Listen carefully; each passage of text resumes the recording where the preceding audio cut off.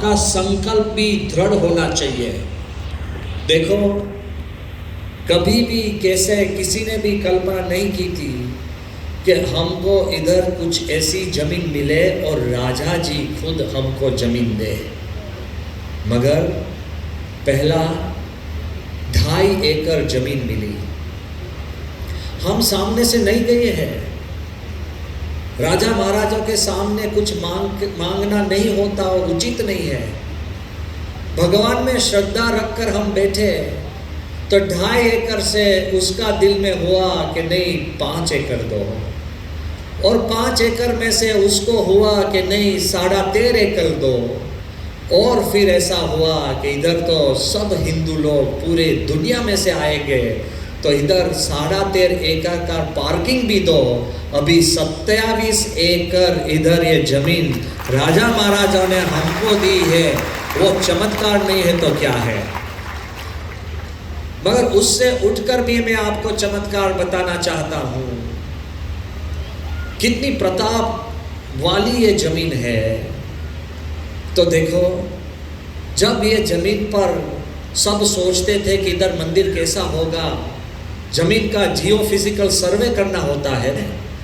जमीन देखकर उसकी क्षमता देखकर उसमें पाइलिंग करना पड़ता है। ये भूमि रेत की है, सबको मालूम है।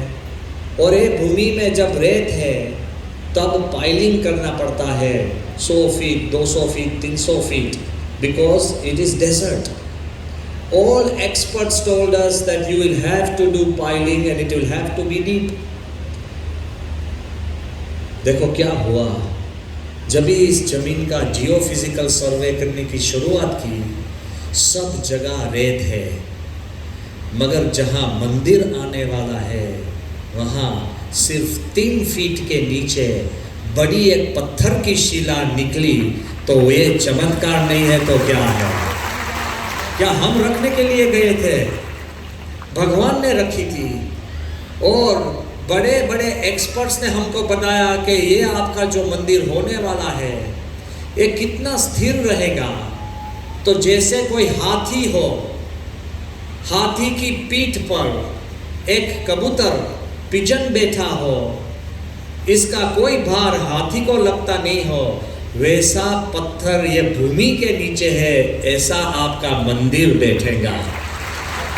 तो जरा सोचो, आप सब जानते हो कि कंस्ट्रक्शन में आपको रेत की जरूरत होती है। इस भूमि में ऑयल निकलता है और सब रेत में सल्फर और क्लोरीन होती है।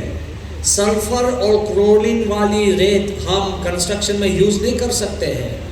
कंस्ट्रक्शन में लाने की रेत हम बाहर से लानी पड़ती है।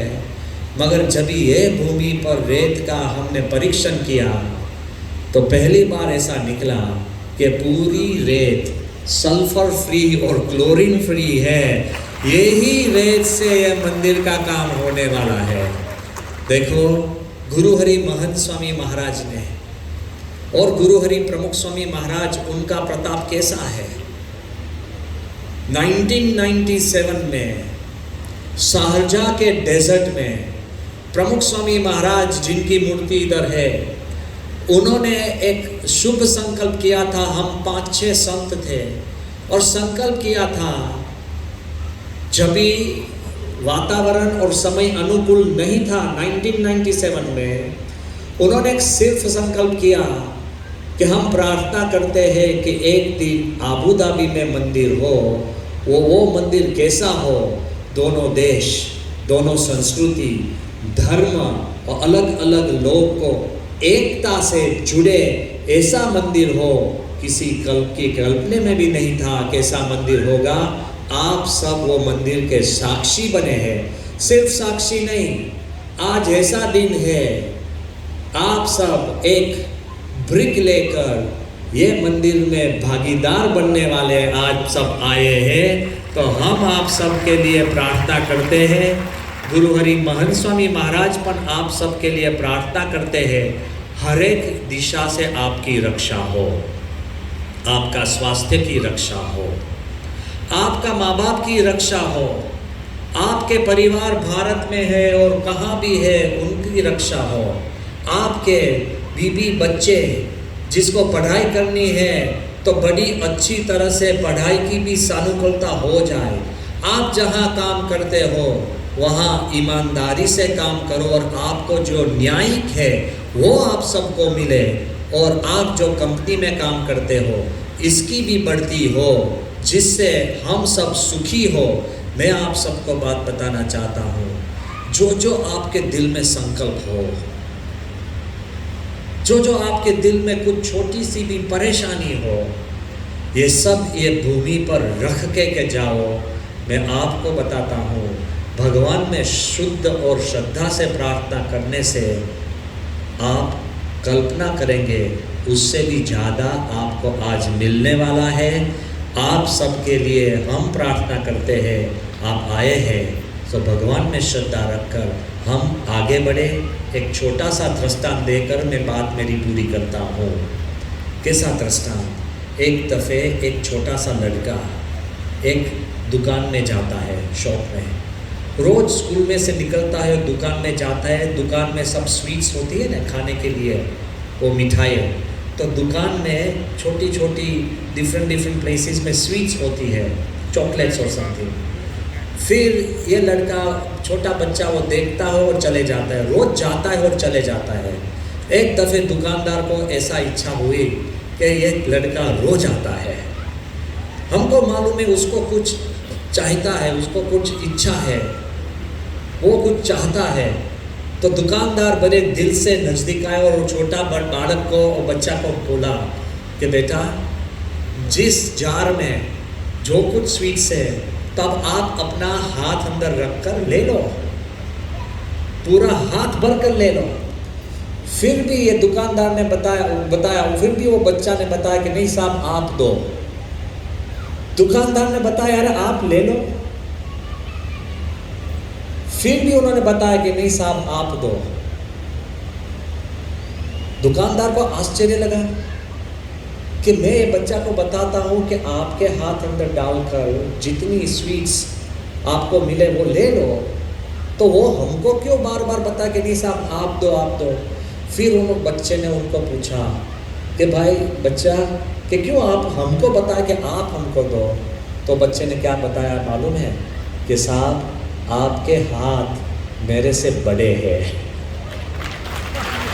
समझ गए? हम मांग कर भगवान के पास लेंगे उसमें छोटा मिलेगा। आप भगवान को बताना कि भगवान आप दो, आपके हाथ हम सबसे बड़े हैं। तो मैं आप सबके लिए प्रार्थना करता हूँ कि ये भूमि चमत्कारिक भूमि है। इधर आपको कुछ देना है तो एक बात देना, आपके व्यसन और कुछ दूषण। किसी कोई भी व्यसन करते हैं तो संकल्प करना कि हमको उसमें से छूटना है।